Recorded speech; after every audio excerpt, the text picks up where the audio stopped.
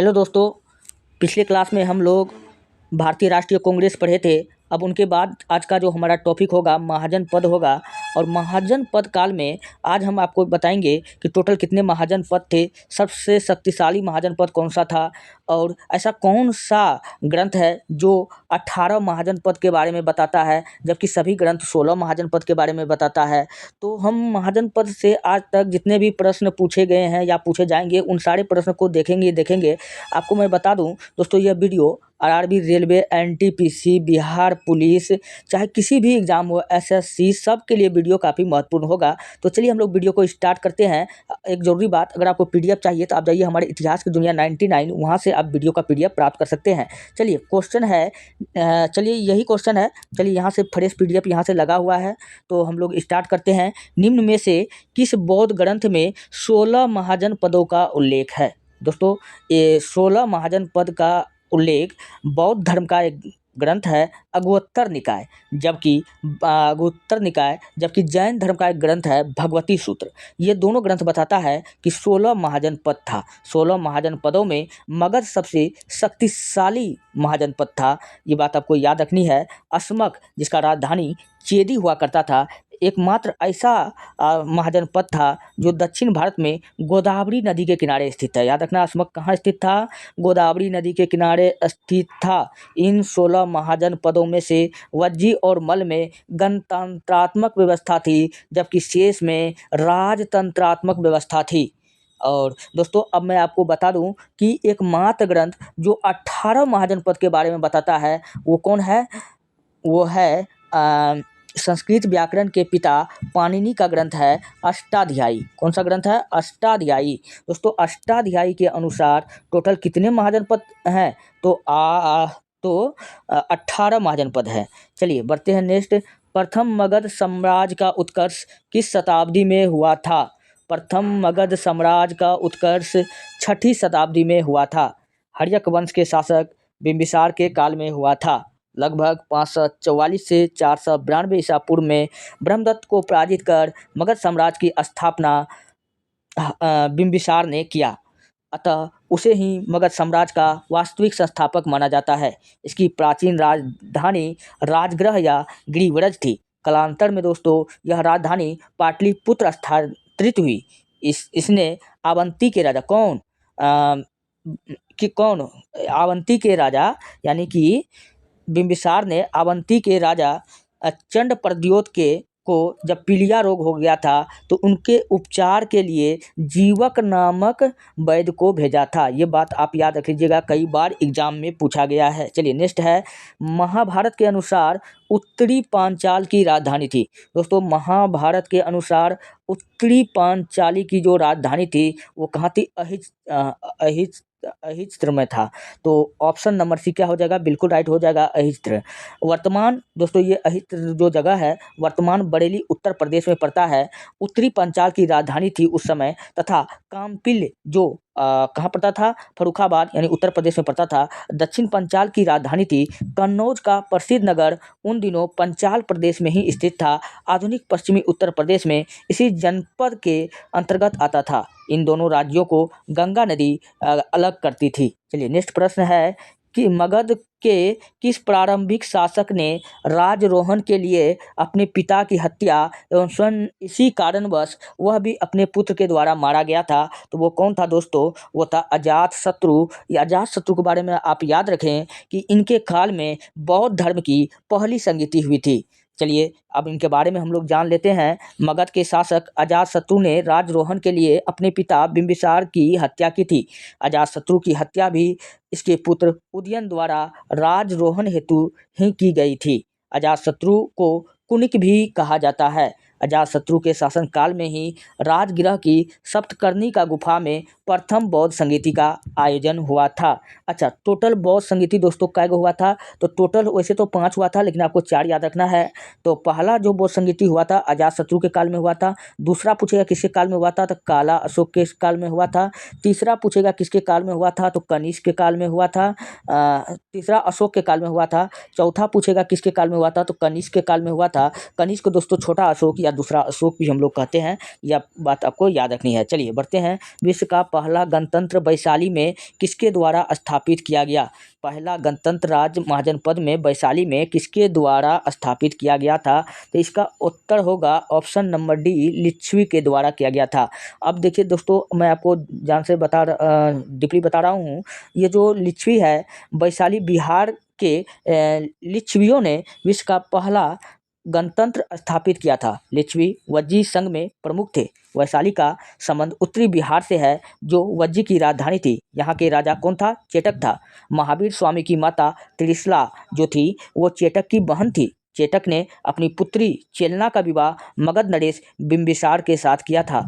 और दोस्तों, ये जो बिंबिसार है ना, अपना जो साम्राज्य का विस्तार, बड़ा फरोट आदमी था, अपना साम्राज्य का विस्तार इन्होंने विवाह करके, मतलब वैवाहिक संबंध स्थापित करके आगे को बढ़ाया।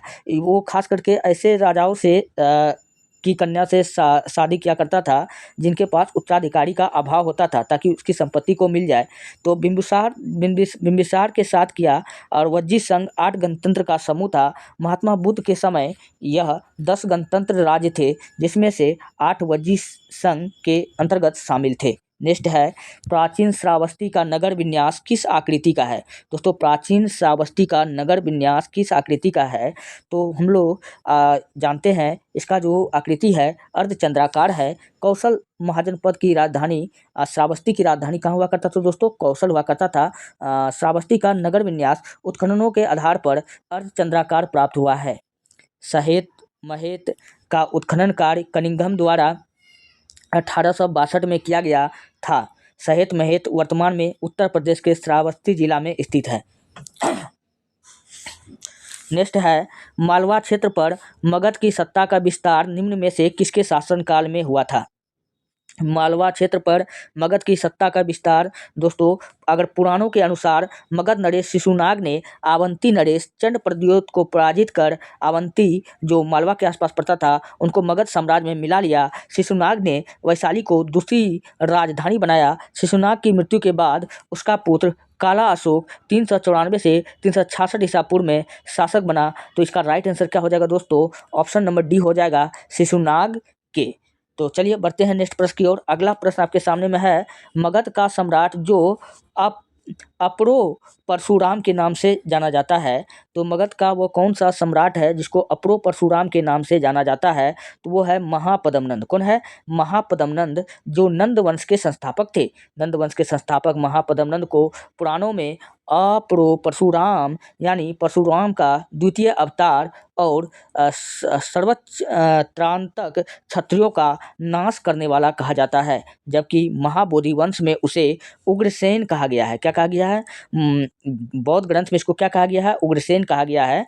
मगध पर शिशुनाग वंश के पश्चात नंद वंश 344 से 324 ईसा पूर्व का वर्चस्व स्थापित हुआ। ये मगध के सबसे शक्तिशाली शासक सिद्ध हुए। एक छत्र एवं एकाराट उसकी उपाधियाँ थी। खारवेल की हाथी गुफा अभिलेख में उसकी कलिंग विजय का वर्णन मिलता है। और महापद्मनंद का ही बेटा कौन था? धनानंद था। धनानंद ही दोस्तों जो था नंद वंश का अंतिम शासक था। नंद वंश का अंतिम शासक कौन था? धनानंद था। इस धनानंद की हत्या करके गद्दी पर चंद्रगुप्त मौर्य बैठा और मौर्य वंश का स्थापना कर दिया। चलिए बढ़ते हैं नेक्स्ट। प्रारंभिक गणतंत्र में कौन सा नहीं था? प्रारंभिक गणतंत्र में कौन सा नहीं था? तो दोस्तों वो योद्धय नहीं था। तो ऑप्शन नंबर सी क्या हो जाएगा? बिल्कुल राइट हो जाएगा। चलिए हम लोग देखते हैं। कपिल वस्तु के, शाक्य वैशाली के, लिच्छवी सुमारगिरी के, भग्य रामग्राम के, कुशीनगर बोलिए या कुशीनागरा बोलिए, कुशीनारा के, मल्ल मिथिला के, विदेह आदि बुद्ध काल के गंगा घाटी में कई गणराज्यों के अस्तित्व के प्रमाण प्राप्त होते हैं। जबकि योद्धय गुप्त काल में झेलम और सिंधु नदी के मध्य का भाग था। कनिंघम के अनुसार योद्धय देश सतलज के दोनों तटों पर स्थित था। समुद्रगुप्त की प्रयाग परिस्थिति में योद्धियों का उल्लेख मिलता है।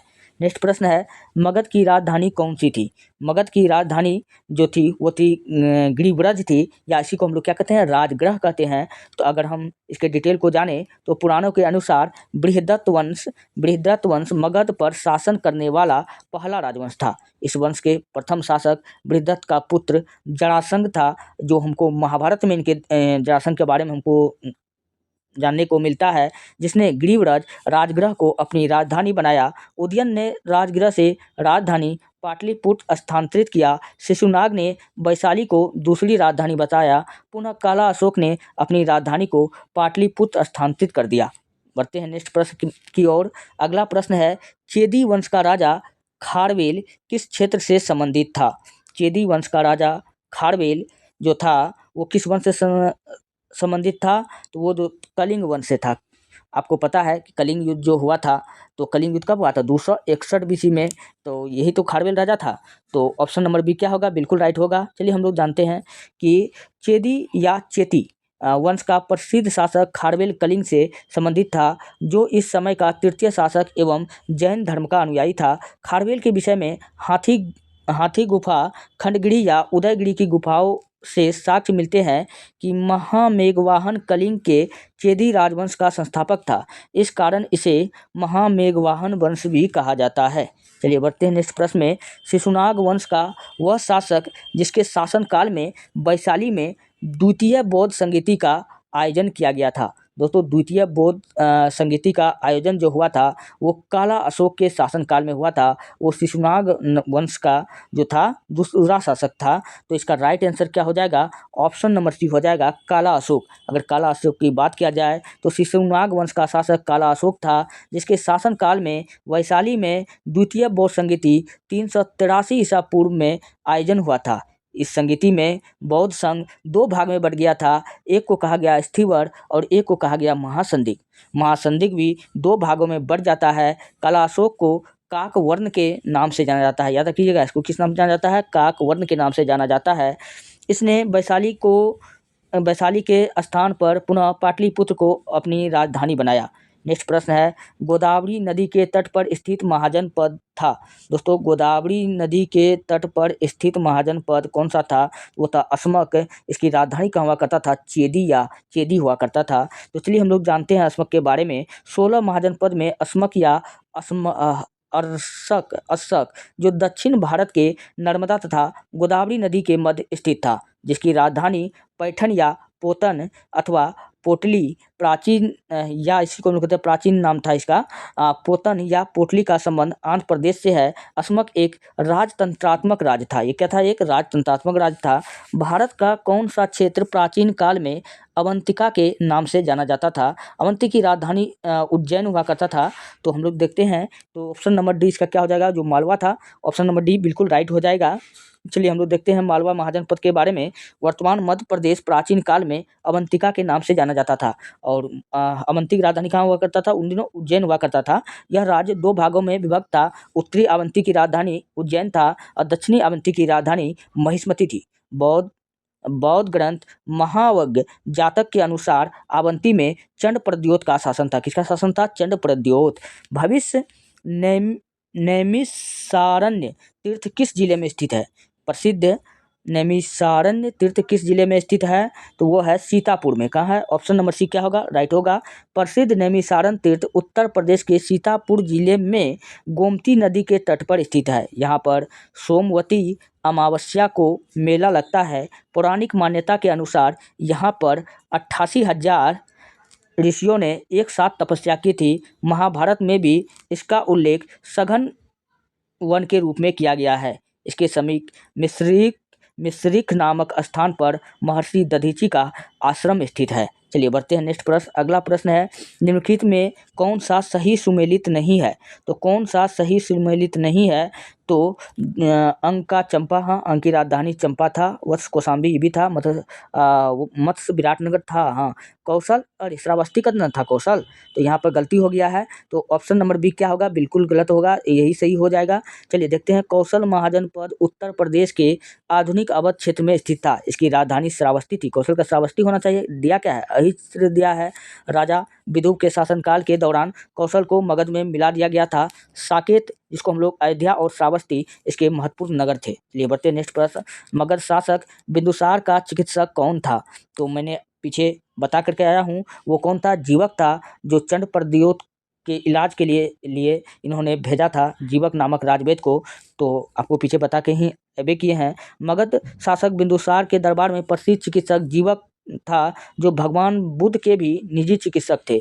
वह 5वीं शताब्दी ईसा पूर्व में राजगृह वर्तमान राजगीर में रहते थे। जीवक को कभी-कभी चिकित्सक राजा के रूप में भी वर्णित किया गया था। चलिए बढ़ते हैं नेक्स्ट प्रश्न। अगला प्रश्न है यहाँ पर दोस्तों मिलाने वाला है, तो सूची 1 को सूची 2 से मिलाना है। तो सूची 1 को सूची 2 से मिलाना है, तो यहाँ पर इसका राजधानी देख लीजिए कहाँ पर है, तो यहाँ पर हम लोग देख लेते हैं। तो मत्स्य का राजधानी कहाँ हुआ करता था? विराटनगर हुआ करता था। और अस्मक का कहाँ हुआ करता था? पोतन हुआ करता था। और कुरु का कहाँ हुआ करता था? सूरसेन मथुरा। सूरसेन का क्या होगा? मथुरा होगा। तो इस प्रकार जो आपका 3 चलिए उतना काहे जाएंगे हम, यहाँ पर देख लीजिए ये हो जाएगा डी नंबर का 2 डी का 2, तो ये हो जाएगा 3 4 1 2 आप खोज लीजिए। 3 4 1 2 ऑप्शन नंबर सी में हमको दिख रहा है, तो उतना काहे जाएंगे चेक करने के लिए, यहीं से हमको पता चल गया। तो ऑप्शन नंबर सी क्या होगा? बिल्कुल राइट हो जाएगा। चलिए बढ़ते हैं नेक्स्ट प्रश्न। अगला है कि निम्नलिखित में से किन ग्रंथों में प्राचीन ग्रंथ के 16 महाजन पद की सूची मिलती है? नीचे दिए गए कूट में सही उत्तर का चयन कीजिए। कौन कौन ग्रंथ में हमको 16 महाजन पद के बारे में बताता है? तो 16 महाजन पद के बारे में हमको कौन बताता है? तो एक बताता है हमारा भगवती सूत्र, और कौन बताता है? अगोत्तर निकाय बताता है। ये 2 ग्रंथ हमको 16 महाजन के पद के बारे में बताता है। तो 2 और 4, तो 2 और 4, हाँ यहाँ ऑप्शन नंबर ए क्या हो जाएगा? बिल्कुल राइट हो जाएगा। चलिए देखते हैं अगोत्तर निकाय। दोस्तों ये बौद्ध धर्म का ग्रंथ है। अगोत्तर निकाय बौद्ध ग्रंथ में तथा भगवती सूत्र नामक जैन ग्रंथ में 16 महाजन का उल्लेख मिलता है। प्राचीन भारत के इतिहास में 6वीं शताब्दी ईसा पूर्व में एक महत्वपूर्ण परिवर्तनकारी काल माना जाता है। इसी काल में सिंधु सभ्यता के बाद भारत में नगरीकरण की दूसरी प्रक्रिया प्रारंभ हुई। ये 16 महाजनपद थे। इन सब का कौन कौन था? काशी, कौशल, अंग, मगध, वज्जी, मल्ल, चेदी, वत्स, कुरु, पंचाल, मत्स्य, सूरसेन, अस्मक, अवंती, गांधार, कंबोज, इस प्रकार 16 महाजनपद थे। दोस्तों वर्तमान उत्तर प्रदेश में भारत के प्राचीनतम 16 महाजनपद में से कुल कितने महाजनपद स्थित थे? अब यहाँ उत्तर प्रदेश में पूछ रहा है कितना था, तो 16 में आधा महाजनपद यानी 8 महाजनपद कहाँ थे? उत्तर प्रदेश में था। तो चलिए हम लोग देखते हैं महाजनपद काल के दौरान 16 महाजनपद में से 8 महाजनपद जो उत्तर प्रदेश में थे वो कौन कौन था? एक मल्ल था, मल्ल की राजधानी कुशीनारा या कुशीनगर। फिर देवरिया, बस्ती, गोरखपुर, सिद्धार्थनगर का क्षेत्र काशी कहलाता था उस समय। फिर कौशल जो था वो कौन हो जाएगा? फैजाबाद, गोंडा, बहराइच का क्षेत्र, वत्स, प्रयागराज, और मिर्जापुर का क्षेत्र चेदी, पांचाल, सूरसेन, कुरु। इस प्रकार दोस्तों 8 था जो कहाँ पड़ता था?